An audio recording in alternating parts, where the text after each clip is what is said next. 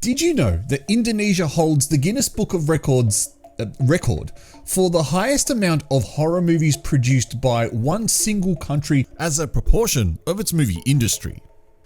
Now, I'm not sure what year that was, but in 2024, of the 258 locally produced Indonesian films, 60% of them, 155, were horror films. Most of them were crap, but some of them were quite good.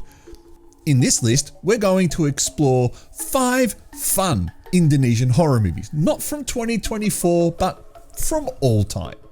Anyway, I'm the Artie Dance. You're watching SHOCKMANIA. Thank you so much for tuning in, and let's get started. Violent, bloody, gory, and so much fun. In 2007, 2 of Indonesia's currently hottest movie directors, Kimo Stambayel and Timo Tjanto, created a short film called Dara, which they then turned into this full-length movie 2 years later. Known as macabre, this movie draws on every road tripper's worst fears, picking up the wrong hitchhiker. In this movie, 6 friends traveling from Jakarta pick up a beautiful woman off the side of the road and offer her a lift home. She directs them back to her house where she lives with her mother and brothers, where they are offered a place to stay and food to eat for the night. And not wanting to be rude, the friends accept the offer. But immediately, strange things start happening. Their food is poisoned, they're chained up, and they're attacked one by one. Because this is a family of cannibals, and they're hunting for fresh meat.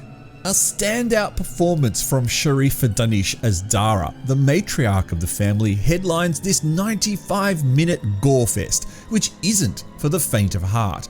Julie Estelle, who burst onto the scene a few years prior in the original Kuntilanak trilogy, plays Ladia, the movie's final girl. Interestingly, this was Julie's last horror film, but not her last gory film, having starred in Timo Tjanto's action blockbusters Headshot and The Night Comes For Us. At times, the movie does fall on the usual horror tropes, such as introducing a group of characters halfway through the film for the sole purpose of killing them off, but that's forgiven when the rest of the film is so thrillingly entertaining, devilishly gory, and most importantly, devoid of any religion. This is one of the top 5 horror movies I will always recommend to anyone who wants to explore Indonesian horror. And I found it completely by accident, paying just $2 for a Blu-ray that was on a clearance sale, but the movie is definitely worth much more than that. Have you ever been to the cinema to watch a horror movie, only for the horror movie to end up being real? That's the kind of premise of this 2016 horror thriller, which bears an identical name and very similar plot to another 2016 Troma-style American film. But this film came first. When I say Indonesia used to make fun horror films, this is another very clear example. Slasher films aren't that common nowadays in Indonesia, but a decade ago, this movie was released to fill that void, and it caused quite a bit of controversy as well. This movie's set in a rundown cinema that shows movies that are towards the end of their cinema run. One night, the owner of the cinema announces a massive coup. He scored the hottest film in town, Bokha, a horror movie based on a true story of the murder of a child in Indonesia. But ominously, they're showing the movie at midnight, and on the same day that the killer featured in the movie will be released from prison. Exactly what you think is going to happen, happens. A handful of seemingly unrelated audience members appear before the session is about to take place, but as you'll find out while watching the film, each audience member has been selected very, very carefully. Like all good slasher movies, this has a fabulous didn't see that coming twist when the killer is revealed. And it also has an awesome final girl in Acha Septriasa, who's also featured in another movie on this list. Gorehounds will enjoy the rather high body count and violent death scenes in this film, while the rest of you might think that watching a horror movie in an Indonesian cinema is not a good idea, especially if you've been personally invited to attend. Now this is easily the silliest movie on this list, and it is something that you wouldn't think would come from a country like Indonesia, which is such a conservative place. This is a very rare creature feature film starring a bloodthirsty little creature famous in Indonesian folklore, a Jenglot, who supposedly acts as a protector of the beach. But this movie is probably more well known for its ridiculous levels of barely covered up female flesh and a crazy ending that defies the logic of how an oven works. A new tourist resort has just opened up, and a group of friends, led by a photographer and a handful of his models, head there for work. But in the next village over, they've caught the mysterious Jenglot while fishing, who manages to break loose and go on one hell of a killing spree, taking care of anyone who dares to step foot on his precious beach. This movie is almost everything you could want from a creature feature. The creature is ugly and surprisingly very small. The plot makes no sense, the women are stunning, the boys are goofy, and the effects are pure 80s style puppetry. Thank God that CGI hadn't infiltrated Indonesian cinema at this point. Probably what's most surprising about this film is that it's directed by Rizal Mantovani. He's the man behind the original Kuntilanak trilogy as well as its remakes, and no less than 7 films back in 2024, including titles like Sumala, Poison Sangha, and The Train of Death. It seems like making a smut film like this didn't affect his career in the slightest.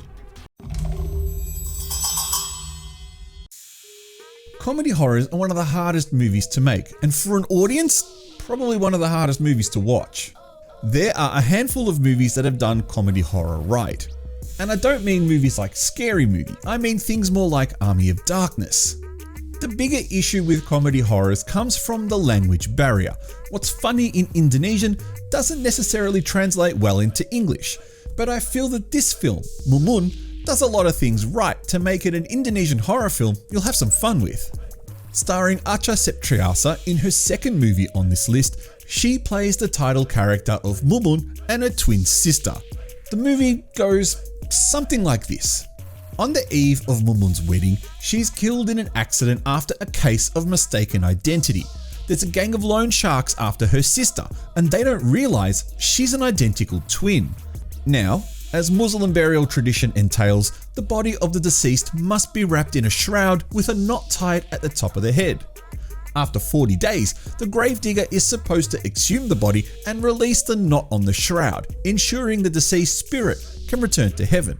Except that obviously doesn't happen in this film, and Mumun's spirit is cursed to stay on Earth. And she kinda wants revenge. First, for her death, and second, for ruining her upcoming wedding. Mumun is full of visual humor, meaning the audience doesn't need to rely on understanding the dialogue to be able to have a few laughs. And while this movie still has some of the typical Indonesian brutality we would expect in a horror film, the accident scene of her getting run over is particularly over the top. It's not the main focus of the film and doesn't detract from an entertaining comedy horror film that relies on sight gags, slapstick, and quality performances from a mostly comedic cast. As you can tell from this list, I love slashers. 2 of the 4 films we've looked at so far have been slashers, and so is this 5th one. In fact, this is probably the most slasher-like movie on the list, and one that will be instantly recognizable to a particular type of horror movie fan. Killer doll movies are a dime a dozen in the horror genre. Off the top of your head, you can easily name 5 titles. A Child's Play, A Child's Play 2, Bride of Chucky, Seed of Chucky, Cult of Chucky. The problem with the killer doll subgenre is that most filmmakers get lazy and call their movies The Doll. There are several Asian films with the same title, such as the separate 2015 Mongolian and Chinese movies. But the Indonesian The Doll movies are something different. Whilst this is titled as Part 3, this is actually the 4th movie in the series, with the first 2 numbered titles and a spin-off called Sabrina. Those 3 movies are all interconnected with each other. They're all about the same ugly doll that doesn't really do much. But there are 2 reoccurring characters that these movies focused on, Laras and Reynard. They are essentially a husband and wife team of spirit hunters. And if you're thinking they're like the Warrens from the Conjuring series, then you'd be on the right track.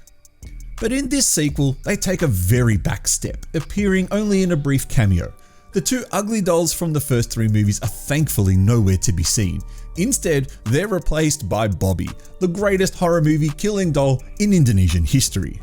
In a plot straight out of a child's play, the Bobby doll is possessed by the soul of Jian, a young boy who kills himself at his sister's engagement party after he struggles to come to grip with the trauma of losing his parents.